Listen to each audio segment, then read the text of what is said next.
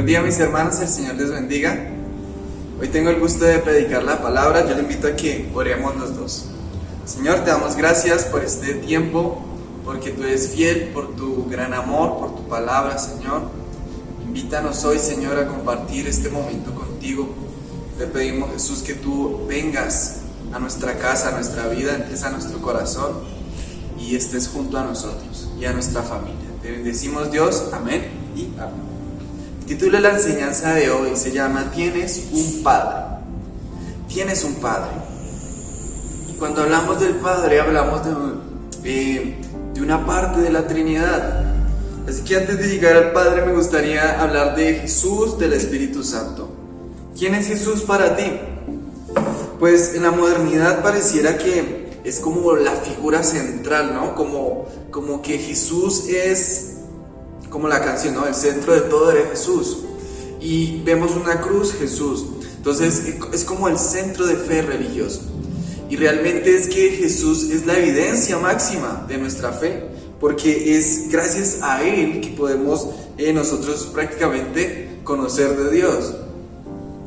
Y el New York Times lo ha nombrado, por ejemplo, la persona más influyente de la historia. Es la persona más famosa también del planeta. Se han escrito más libros de Jesús que de cualquier otra persona en la tierra. Y es como la parte tangible de Dios, ¿verdad? Y Jesús se nombra a sí mismo como Dios. Él dice, yo y mi Padre uno somos. Eso es muy importante. El nombre de Jesús significa el Salvador. Entonces, ese es Jesús. Pero ¿quién es para ti Jesús? ¿Cierto? Si es tu Salvador, no lo es. ¿Qué hace Jesús? Quiero que vaya conmigo, porque aquí vamos a entrar a analizar muchas cosas y a mí me gusta reflexionar bastante de lo que dice la palabra. Y quiero que vaya conmigo al verso 1, versículo 6 en Juan. Hubo un hombre enviado de Dios, el cual se llamaba Juan. Está hablando de Juan el Bautista.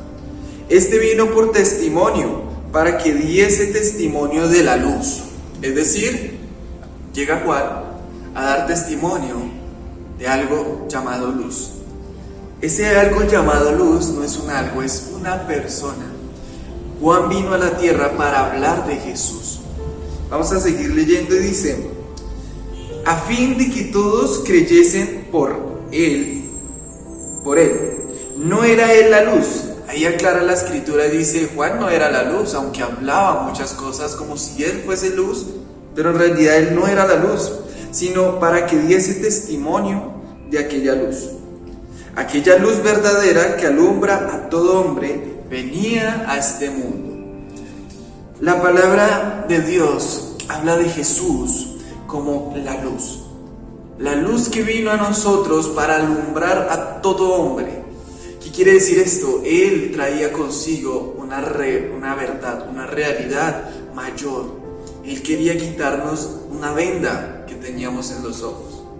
Ese es Jesús y esa fue su misión. Por eso Él vino. Entonces, ¿qué hace Jesús? Dar a conocer la verdad.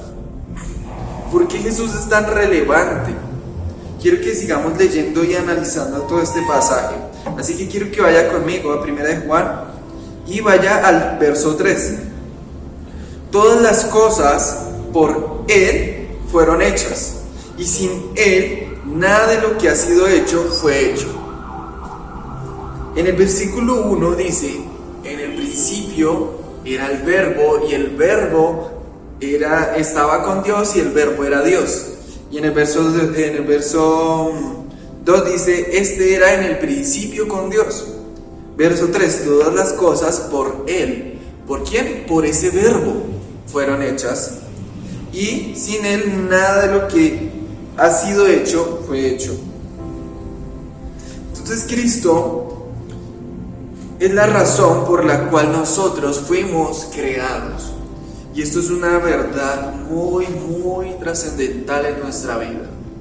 Debemos saber que Cristo estuvo desde antes de la creación del mundo. Cristo no estuvo desde hace 2000 años y ahí existió, no. Cristo, como es el mismo Dios, Él tuvo que haber estado desde la creación. Y la Biblia narra específicamente cuál fue su papel para la creación. Y es que Él, por Él, o sea, era como que, Padre, quiero ver a alguien.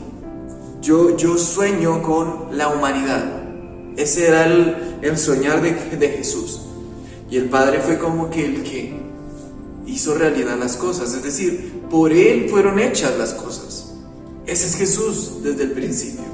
Y es algo muy hermoso porque significa que si por Él fui hecho, soy de Él. Ahí quiero que ahora vaya ahí mismo a Juan 1, pero el verso 11. Y pónganle mucho cuidado a lo que dice la Biblia. Dice, a lo suyo vino y los suyos no le recibieron. Es decir, aquí confirma lo que te estoy diciendo. Claro, Jesús, por Él fueron hechas y para Él fueron hechas. Nada de lo que existe existiría si no fuese por su querer. Para Él fueron hechas. Tú fuiste hecho para Él.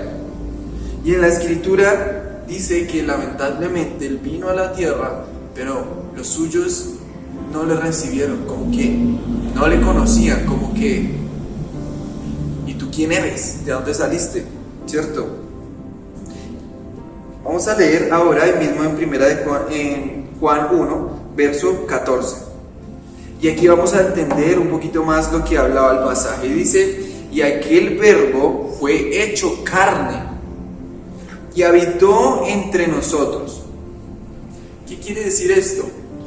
En el principio era el verbo y el verbo estaba con Dios y el verbo era Dios. Antes de toda la creación estaba Jesús ya implícito ahí. Él estaba y por Él fueron hechas las cosas. Y ese verbo, ese espíritu de Jesús, ahora se hizo carne, descendió a la tierra y habitó con nosotros y vimos su gloria, gloria como del unigénito del Padre, lleno de gracia y de verdad, como la canción. Entonces, ese es mi Cristo, el que vino a tomar posesión de mí. Es decir, Él es como aquel que tiene algo, pero lo vuelve a comprar. Es decir, somos doblemente de Cristo. Ahí mismo más adelante, vamos a ver ahora el verso 17. Dice, pues la ley por medio de Moisés fue dada, pero la gracia y la verdad vinieron por medio de Jesucristo. A Dios nadie le vio jamás. Es decir, claro, por eso no le recibieron, es que no conocían ni siquiera al Padre. Y dice la Escritura, a Dios nadie le vio jamás, el unigénito Hijo que está en el seno del Padre, Él le ha dado a conocer. Esto es algo espectacular, porque significa que Jesús vino para dar a conocer la obra de su Padre Celestial. Tú tienes un Padre y Jesús vino a mostrarte a ese Padre que tú tienes. El Espíritu Santo. Algo importante antes de pasar al Espíritu es que Jesús es nuestra única esperanza para llegar al cielo. Sin Jesús no hay otro camino. Él mismo lo dijo, yo soy el camino, la verdad y la vida. Es decir, que Jesús es nuestra primer escalón, ¿cierto?, del cielo. O sea, Él es la puerta, Él es la primera persona que conocemos antes de poder realmente conocer lo que hay más allá. Él es Cristo, aquel que se presenta a nosotros. El Espíritu Santo, ¿quién es ese Espíritu Santo? Y nuestra iglesia y la iglesia evangélica se caracteriza por el Espíritu Santo, el mover de ese Espíritu. Los católicos no experimentan los frutos o los dones del Espíritu Santo. Y hay muchas otras denominaciones que se llaman evangélicas que tampoco creen en ese Espíritu Santo o en su manifestación, más bien, porque pueden creer en el Espíritu, más no en su manifestación. Y lo cierto es que el Espíritu Santo tiene unas cualidades muy especiales. Y nosotros nos hemos caracterizado, incluso los avivamientos se han caracterizado por esta figura, esta forma en cómo Dios se ha mostrado a nosotros. Quiero que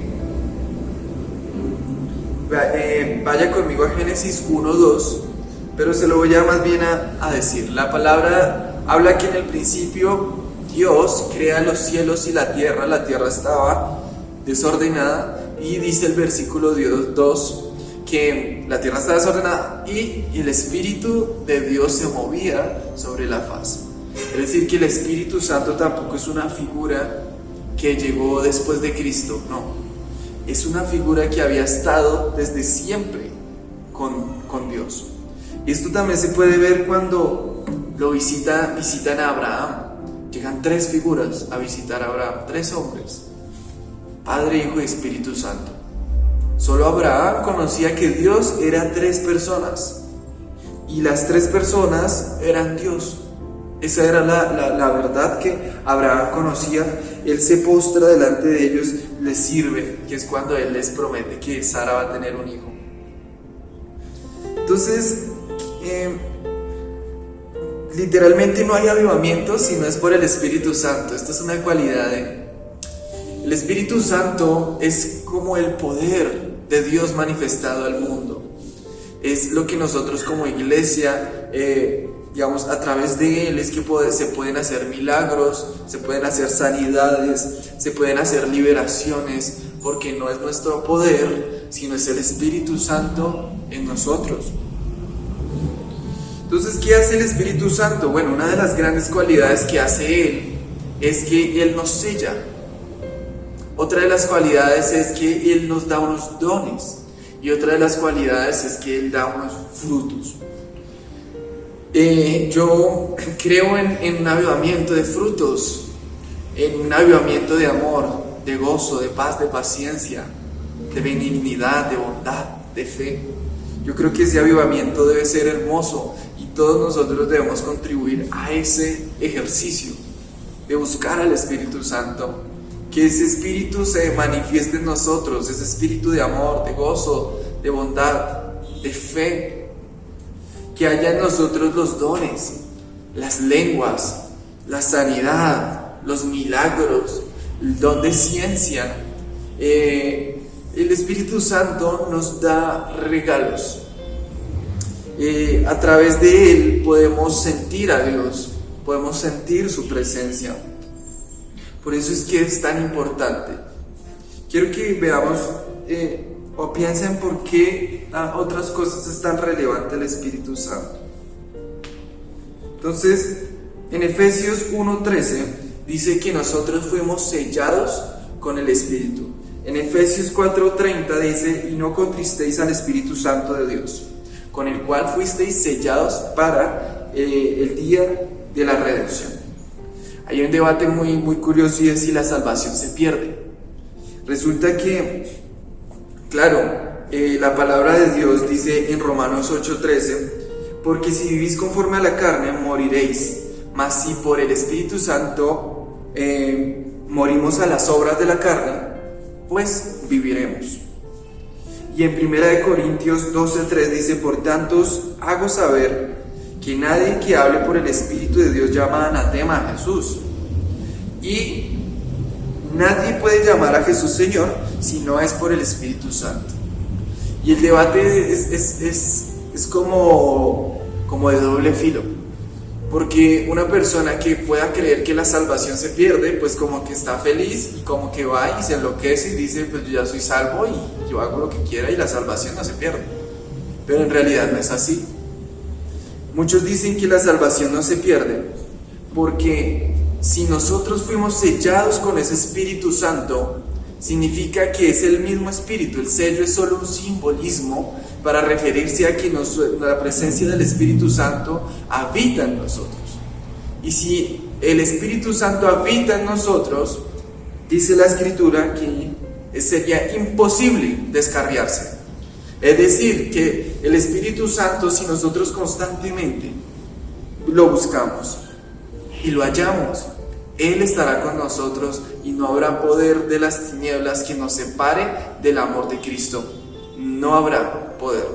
Por lo tanto, no perdemos nuestra salvación nunca, porque es por el Espíritu Santo que nosotros llamamos a Jesús Señor. No son ni siquiera nuestras acciones lo que nos pueden llegar a salvar.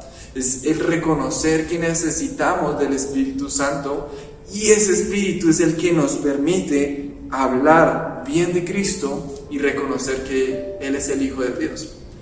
De hecho, hay una historia donde Pedro dice: tú eres el Cristo, y Jesús le dice: no te lo ha revelado sangre ni carne, sino el Espíritu Santo.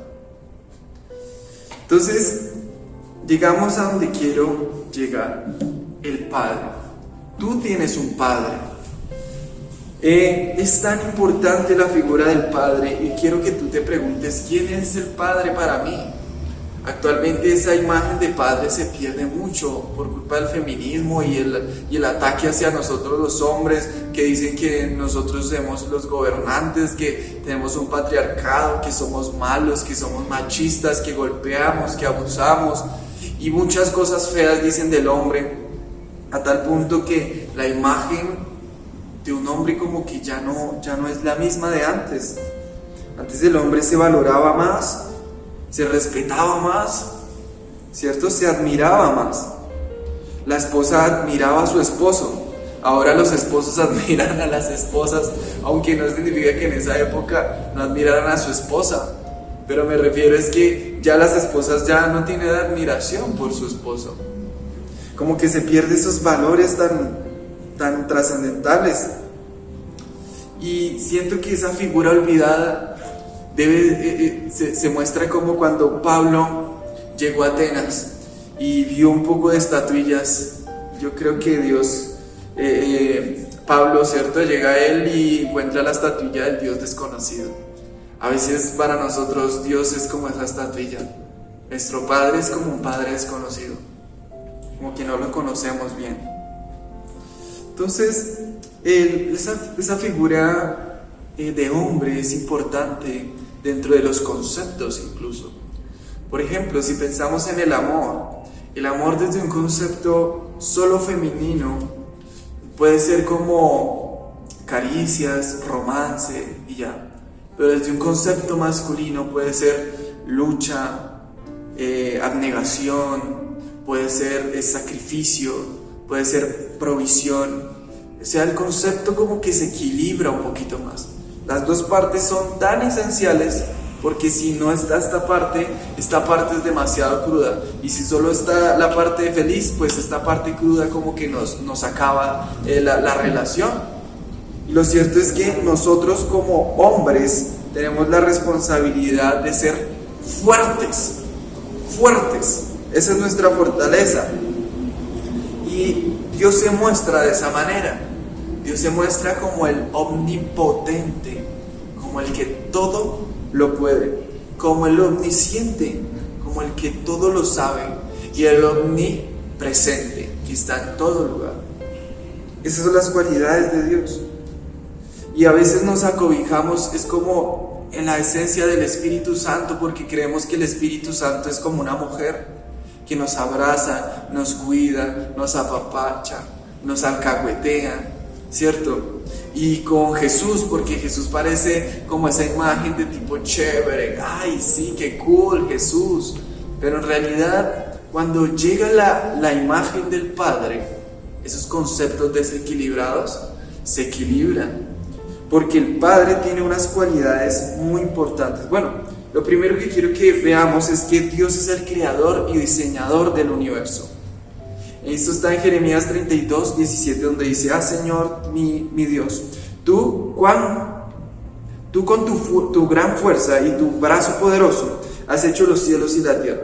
Para ti no hay nada imposible. Él es el creador de todo.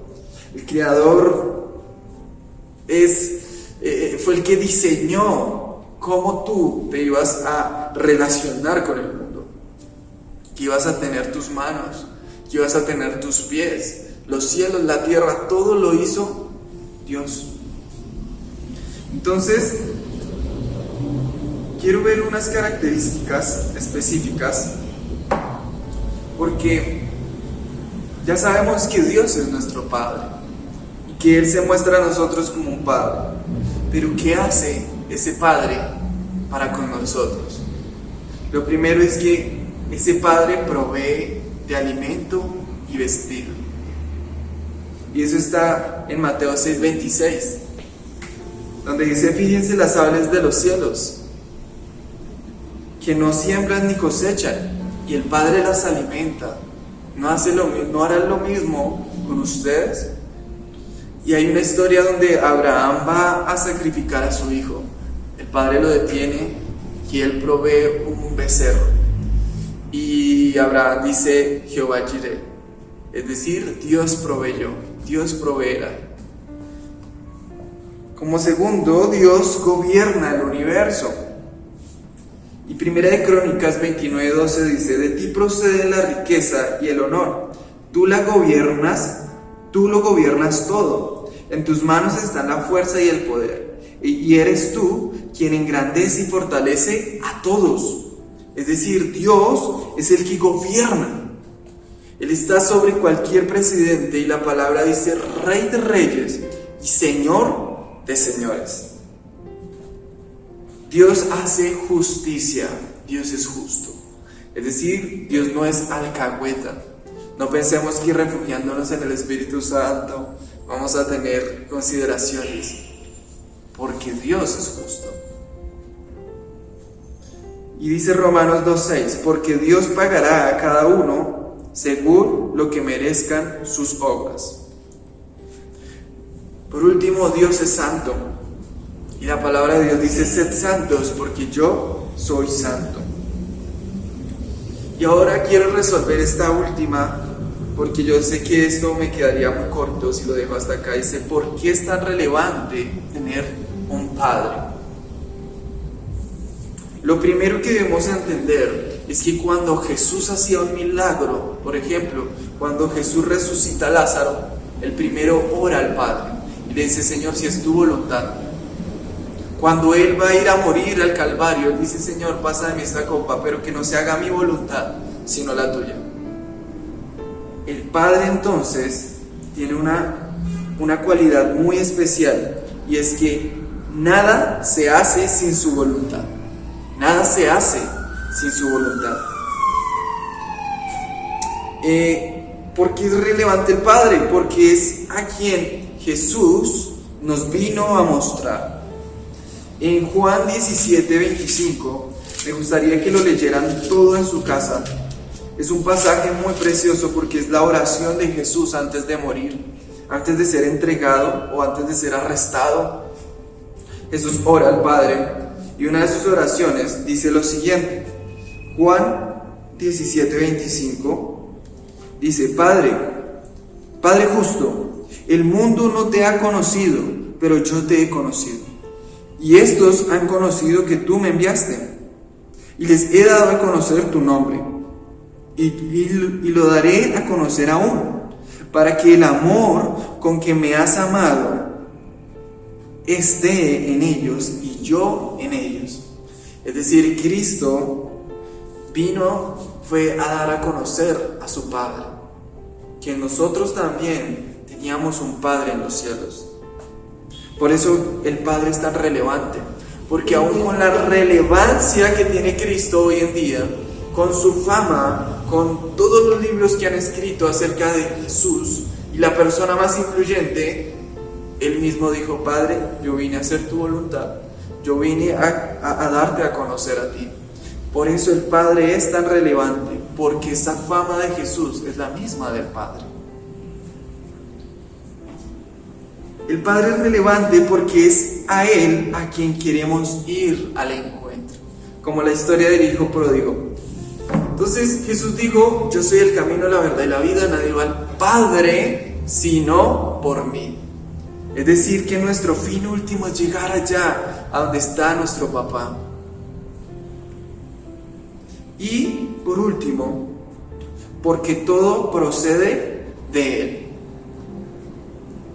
Esto es algo muy hermoso, porque en Juan 17, si tú lees todo ese capítulo, te encontrarás con una maravilla, hermoso, porque es la relación que Jesús tenía con su Padre, cómo Jesús le habla y se dirige a su Padre, con todo el respeto, sin que su voluntad esté impuesta, sino Señor, si es tu voluntad, con el respeto, con todas esas cualidades de un hijo que ama a su Padre.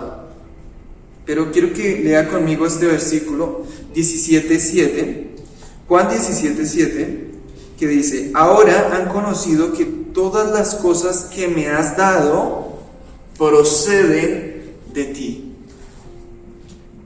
Por Él fueron hechas todas las cosas, por Jesús. Pero ¿de quién procedieron todas esas cosas? Del Padre. Incluso las mismas palabras que Jesús dice es: todo lo que yo he hecho, Señor, sea la gloria para ti, porque yo no lo hice, lo hiciste tú, tu voluntad, tus palabras, y todo procedió de ti. Esto es increíble.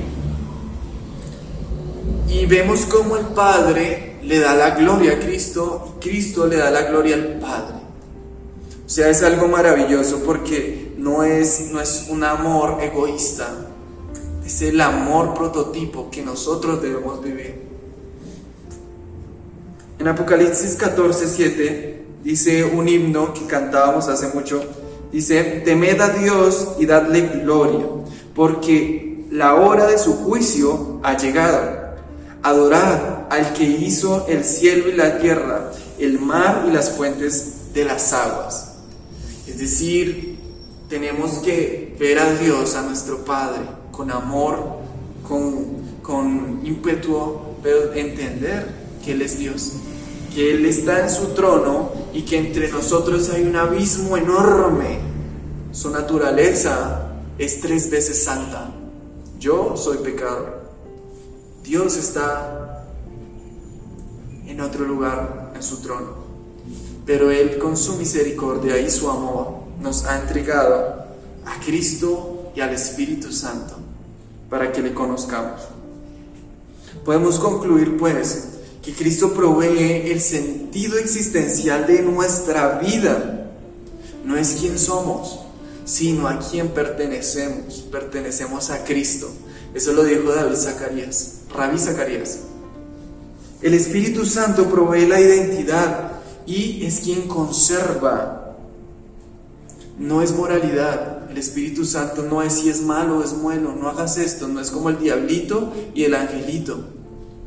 Es nuestra identidad. Yo no hago el mal porque Dios no hace el mal. Yo soy santo porque Él es santo. Ese es el que nos está invitando siempre, el Espíritu Santo.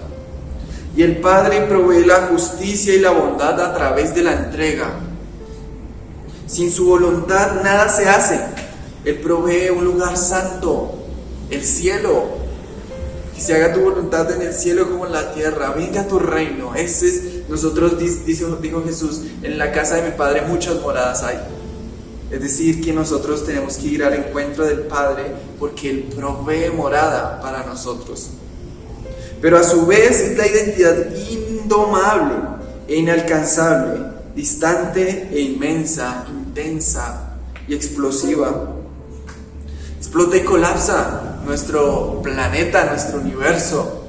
Ese es Dios, al que le debemos honra. Los musulmanes tienen mucha honra a Alá, porque saben quién es Alá.